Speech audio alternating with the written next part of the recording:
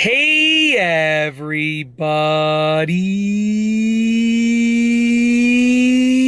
I'm here today to tell you to never speed again with these driving secrets. That's right, these are driving secrets that will help you to never speed again. If you want to avoid speeding tickets, then these are the secrets for you. I'm going to go over 6 little tips that are basically secrets for driving at the regular speed and avoiding speeding tickets. Let's get into this. Number 1, I'm going to try and keep this short and sweet, okay? My neighbor just drove by. Sorry, there he goes. No, I don't know if he waved to me. I think I saw him wave, so I'm going to tell him. I'm going to text him after. Sorry, filming this in my driveway, so I'm going to text him after. I apologize for not waving in case I think I saw him wave at me. But anyways, I'll tell him I was filming a video. Maybe I'll get him in on a couple videos himself as a guest star, and then it'll be all good. All right, I'm going to keep this short and sweet. Let's get into these driving tips / secrets to not speed.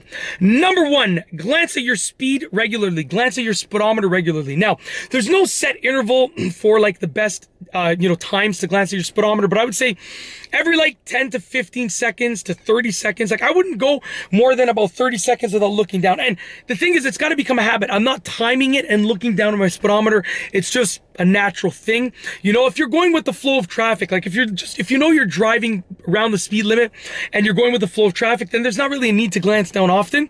It's more if you're leading the traffic or you're the only one on the road, you should be glancing at your speedometer like every 30 seconds maximum, okay? That's number 1, glance at your speed or your speedometer regularly, okay? You can decide the interval, but I give you some sort of recommendations.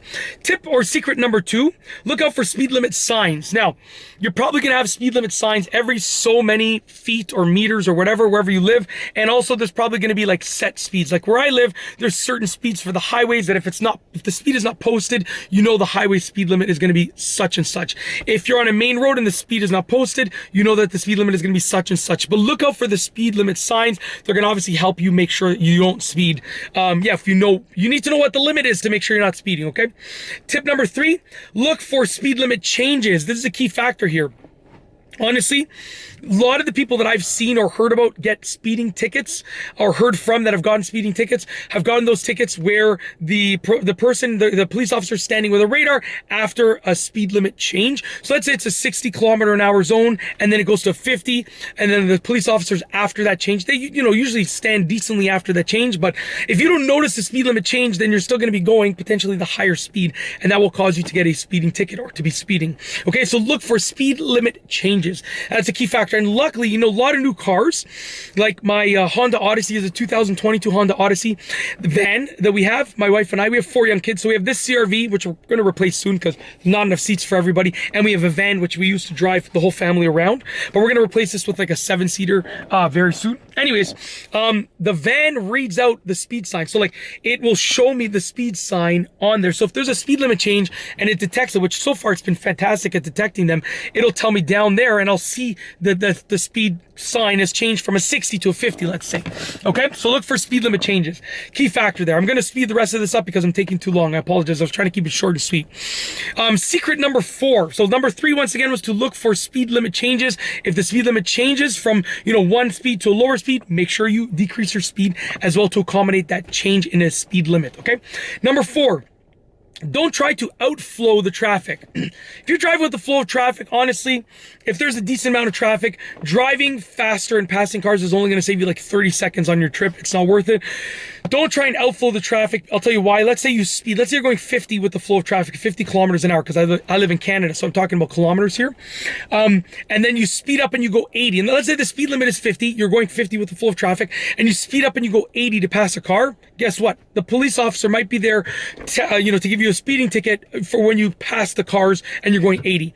And then you're going to have to slow down anyways because you're going to hit a traffic wall anyways. So you really got a speeding ticket for nothing because you're going to have to slow down back to 50 soon anyways. It's just not worth it. And then all those cars behind you are going to catch up to you, and you're going to be in the same spot. Meanwhile, you got a speeding ticket, or you sped, you risked getting a speeding ticket, and you're in the same spot that you would have been if you just stayed with the flow of traffic. So just don't try and outflow traffic. It just doesn't work. Okay? Obviously, if you're driving and you're the only car on the road, you have to monitor your speed. But if you're driving with the flow of traffic, then speeding honestly won't save you any time. Like I'm telling you, I've seen people do it. It's just not worth it. You're not going to save any time. Okay? Driving secret number 5, leave earlier. When I was younger, I would leave right at the last second, and I would just rush constantly, and it was so stressful, so at risk for getting a speeding ticket, so at risk for just, you know, being an unsafe driver. And I'm talking about when I like way younger, when I was like, you know, 18, 19, I went through a period of 2 years where I was squeezing in too much in a single day. I was very productive, but I was rushing everywhere, and it was not healthy for me. It was not safe. It was just not good. Now I always leave, like, I'd rather be somewhere way earlier. Okay, so my kids take the bus to school, but you know, sometimes if the bus is canceled and I have to go drop them off and pick them up, I will go pick them up, and I will literally be, you know, in the school area, just walking on the neighborhood streets like 15 to 20 minutes early. Then I'm always earlier. I'm always early. And if I'm overly early, I can always take out my phone and do some work on my phone, or bring my Game Boy and play some video games. I'd rather be somewhere early. It's that simple. Leave earlier. That is your tip for not speeding. Last but not least, number 6 is to put your car in eco mode. I'll tell you why I learned this. My van, it's got a lot of power. It's a V6. I think it has like 285 horsepower. It's really quick, okay? And it's front wheel drive. So when I was pushing the gas pedal, I'm used to the CRV, which is all-wheel drive and only about 200 horsepower. And, you know, when I push the gas pedal on the CRV, it just kind of smoothly goes. But on the van, I would push the gas pedal roughly the same amount, and the tires would be like, they would squeak a little bit. And like, this is, you know, it's a mix of the power, more power, you know, and it being front-wheel drive and just a different level of acceleration. It's a V6, it's a different engine. So I put it in eco mode, and the acceleration was much less. And I was like, wow, this is great because it also prevents me from speeding. So putting your car in eco mode will give it a little bit less power, less acceleration off the line, and that will prevent you from speeding. It will make it less likely that you'll speed and less likely that you'll get a speeding ticket. And that's it.